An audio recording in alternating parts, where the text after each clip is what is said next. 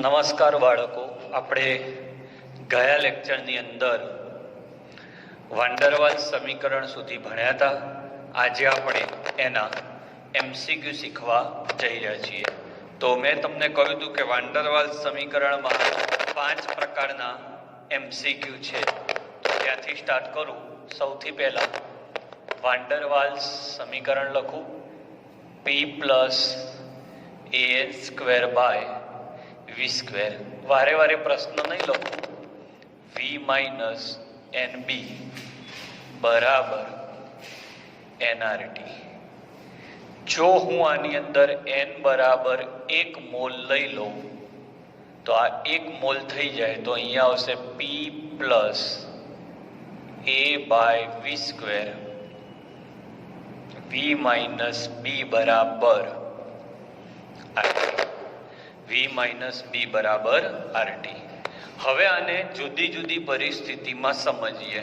તો પહેલો પ્રશ્ન છે કે નીચા દબાણે વાંડરવાલ સમીકરણ લખો. 5 MCQ છે આ સૂત્ર ઉપરથી. તો નીચા દબાણે એટલે પ્રેશર, દબાણ નીચું તો આપણે જાણીએ છીએ કે કદ ઊંચું થઈ જાય, કારણ કે બોયલના નિયમ મુજબ P ચલે છે 1/v. દબાણ નીચું થઈ જાય તો કદ ઊંચું થઈ જાય. કદ ઊંચું થાય એટલે v વધી ગયો એટલે b ને જે પદ વધે એની પછીનું પદ અવગણવાનું. એટલે આ વધી ગયું એટલે આને અવગણતા, એટલે b ને અવગણતા.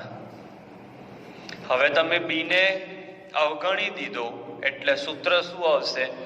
તો p plus a by v square into v બરાબર RT. હવે સાદું રૂપ આપીએ એટલે આ પદ અંદર જાય તો અહીંયા આવશે pv plus a by v બરાબર RT.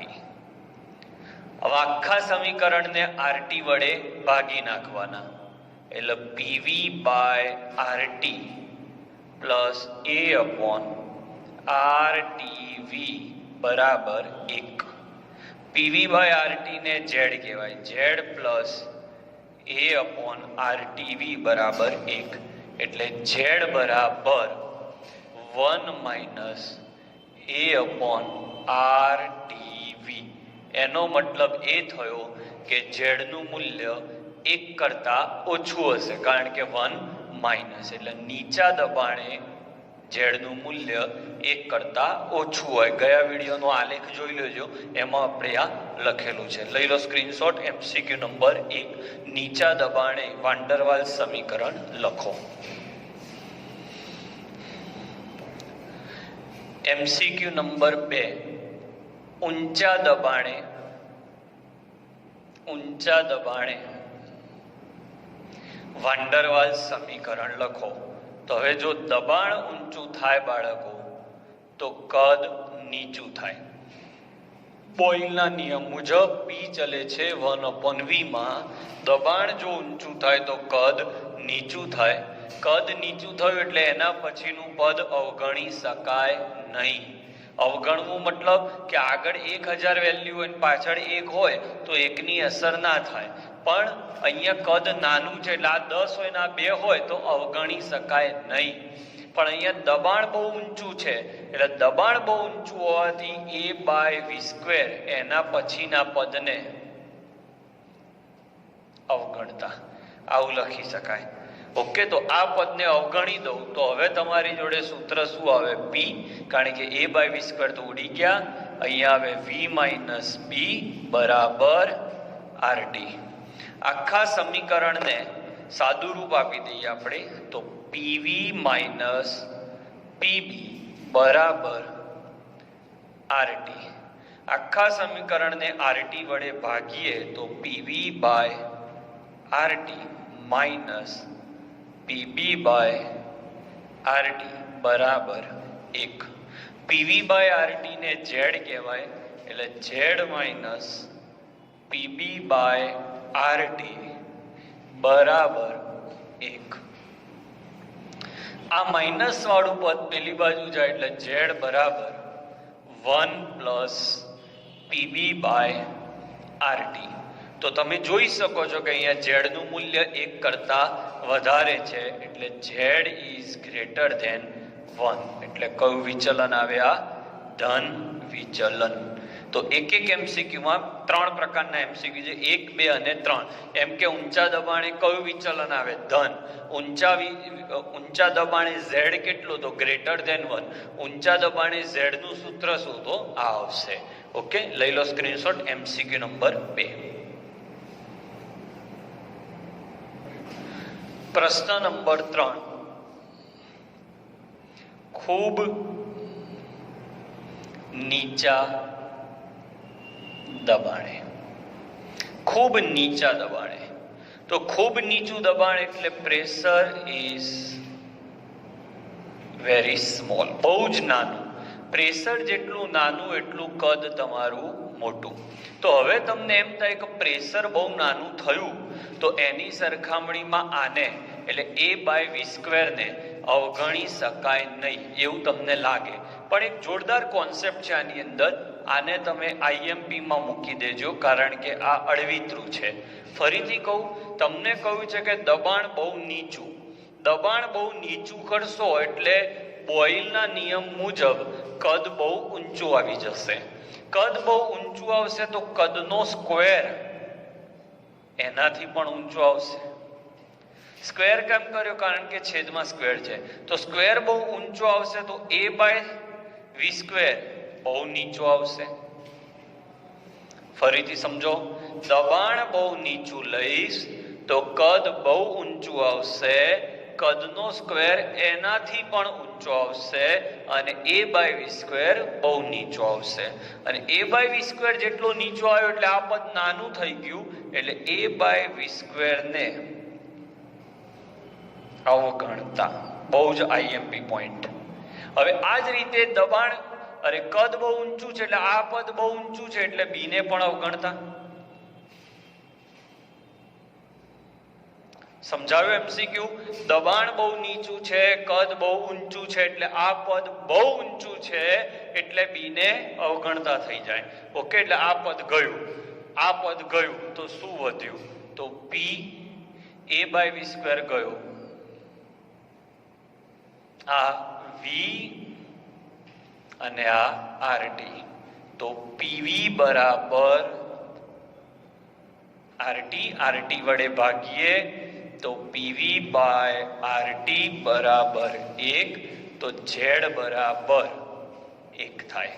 એટલે ખૂબ નીચા દબાણે વાયુ આદર્શ વાયુની જેમ વર્તે છે. આ સાબિત થઈ ગયું. ઓકે મિત્રો, તો બહુ મસ્ત ત્રીજો એમસીક્યુ. ખૂબ નીચા દબાણે શું થાય? આ પોર્શન તમે કમ્પ્લીટલી 2 થી 3 વાર લખીને સમજજો. ચલો હવે ચોથા એમસીક્યુ તરફ જઈએ. એમાં ખૂબ ઊંચા તાપમાને આપણે જોઈશું. સ્ક્રીનશોટ લઈ લો. લેવાઈ ગયો સ્ક્રીનશોટ? ઓકે. આમાં ને આમાં એમસીક્યુ નંબર 4 લઈએ. એમસીક્યુ નંબર 4 છે, ખૂબ ઊંચા તાપમાને. ઊંચા તાપમાને. હવે તાપમાન ઊંચું થાય એટલે આપણે જાણીએ છીએ પી ચલે છે ટી, ગેલ્યુસેકનો નિયમ, અને ચાર્લ્સનો નિયમ છે વી ચલે છે ટી. આ છે તમારો ગેલ્યુસેકનો નિયમ, આ છે તમારે ચાર્લ્સનો નિયમ. તો પી ચલે છે ટી, તો તાપમાન ઊંચું હશે એટલે જેવું તમારું ટેમ્પરેચર ઊંચું થશે પ્રેશર ઊંચું થશે અને વોલ્યુમ પણ ઊંચું થશે. હવે પ્રેશર ઊંચું અને વોલ્યુમ ઊંચું હોય તો એના પછીના બે પદને આપણે અવગણી દઈશું. એટલે a/v², પ્રેશર ઊંચું હોવાથી એના પછીનું પદ અવગણ્યું, વોલ્યુમ ઊંચું હોવાથી બી ને અવગણતા ને અવગણતા. તો આ બે પદ નીકળી ગયા તો સૂત્ર શું આવશે? તો પી, આને અવગણી દીધું, ભૂલી જવાનું. વી માઇનસ બી માં બી ને અવગણી દીધું એટલે અહીંયા વી બરાબર આરટી, તો પીવી બરાબર આરટી, તો ઝેડ બરાબર 1. તો આ આદર્શ વાયુ બને છે. એટલે જ આપણે કહેતા હતા ઊંચા દબાણે અને નીચા દબાણે અને ઊંચા તાપમાને વાયુ આદર્શ હોય. તો આપણે એમસીક્યુ ની મદદથી પણ એ સાબિત કર્યું. એમસીક્યુ નંબર 4 થયો. ઓકે, સ્ક્રીનશોટ લઈ લો. ચાલો, 5મો એમસીક્યુ. MCQ number 5. નીચા તાપમાને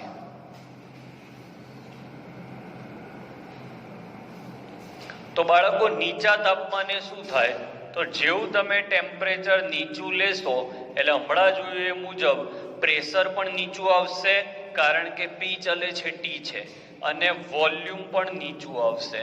આ બંને પદ નીચે આવતા ટેમ્પરેચર નીચું, તો આ બંને પદ પણ નીચે આવી જશે. તો આના આધારે આપણે કહી શકીએ કે આ નીચું અને આ પણ નીચું હોય તો એના પછીના પદ એટલે a/v² અને બી ને અવગણી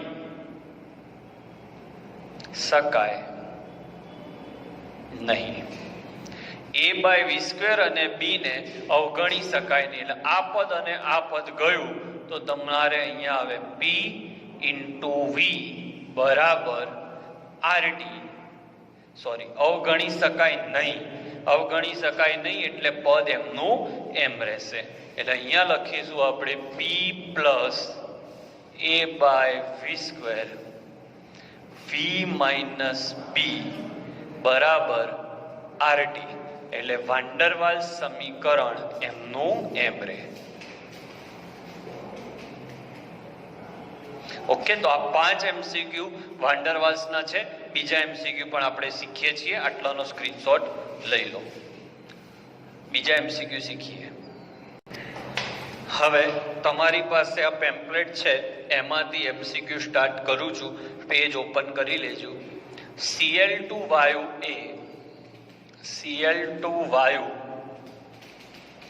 એ C2H6 કરતા સરળતાથી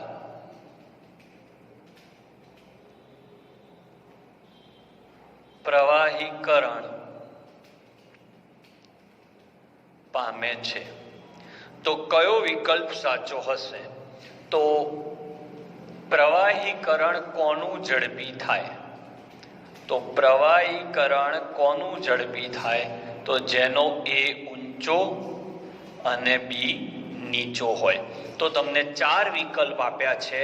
એમાં Cl2 નું પ્રવાહીકરણ ઝડપી થાય છે એટલે Cl2 નો A ઇથેન કરતા અને Cl2 નો B ઇથેન કરતા આ રીતનો સંબંધ હોય. A ઊંચો જોઈએ અને B નીચો જોઈએ. કારણ A એટલે વાન ડર વાલ્સ આકર્ષણ બળની માત્રા છે.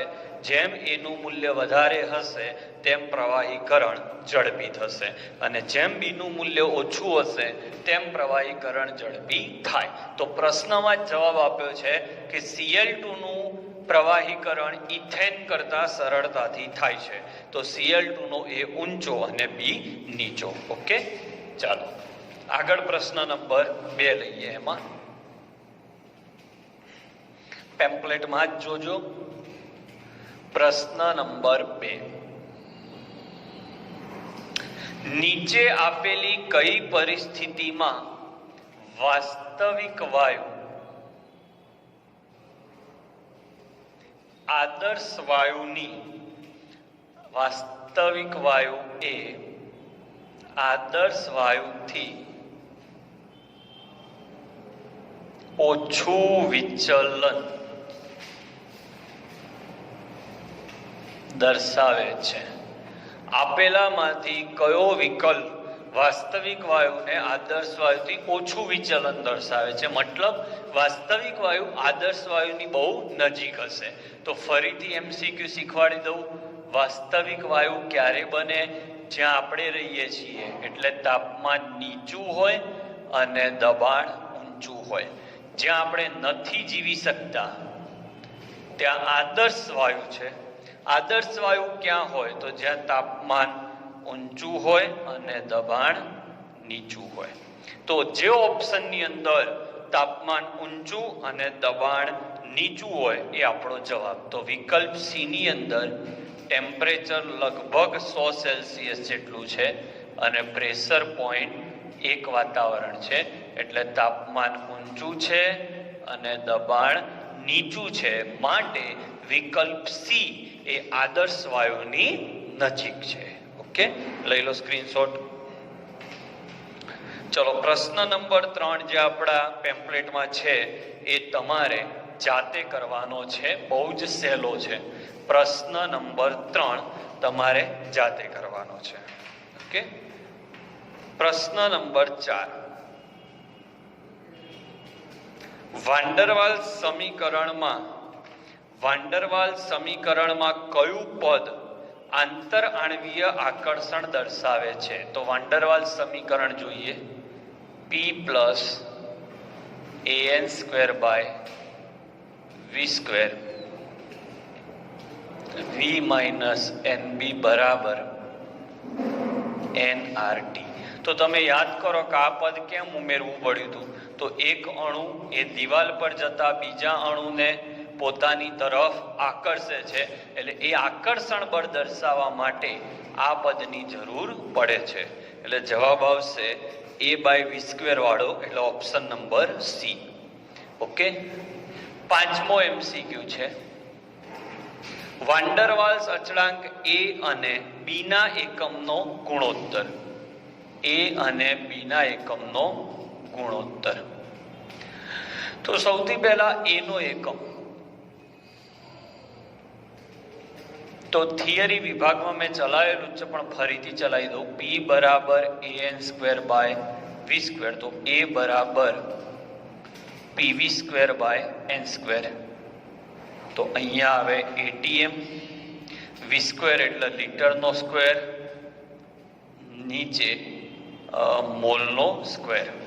હવે b નો એકમ,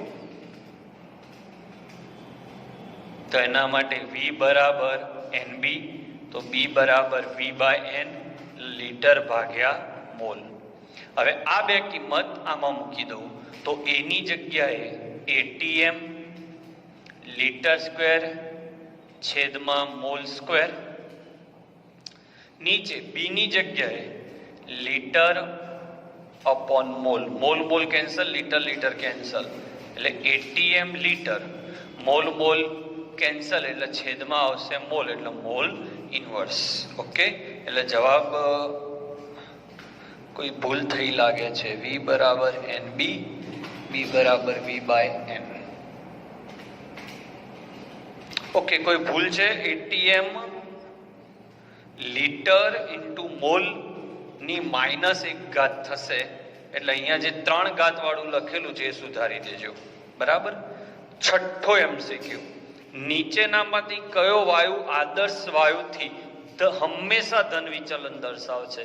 તો જે નાના કદના વાયુઓ છે તે બધા હંમેશા ધન વિચલન દર્શાવે.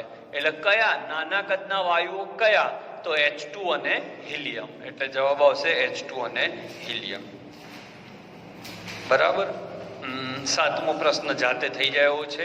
તો વિભાગ નંબર 2 વાન્ડરવાલ્સ સમીકરણ સુધીના MCQ અહીંયા પૂરા થાય છે. સ્ક્રીનશોટ લઈ લો, પછી હોમવર્કમાં લેવલ 1 અને લેવલ 2 માંથી પ્રશ્નો આપણે આપીએ. Please take the screenshot. તો મિત્રો, અત્યાર સુધી જેટલા આપણે લેક્ચર એટેન્ડ કર્યા એમાંથી આટલા પ્રશ્નો લેવલ 1 અને લેવલ 2 ચાલી ગયા છે. તો આટલા પ્રશ્નો તમારે સોલ્વ કરવાના છે. ના આવડે એ બાકી રાખજો, હું શીખવાડીશ, પણ પ્રયત્ન થાય એવા છે. આજનો લેક્ચર અહીંયા પૂરો કરીએ છીએ.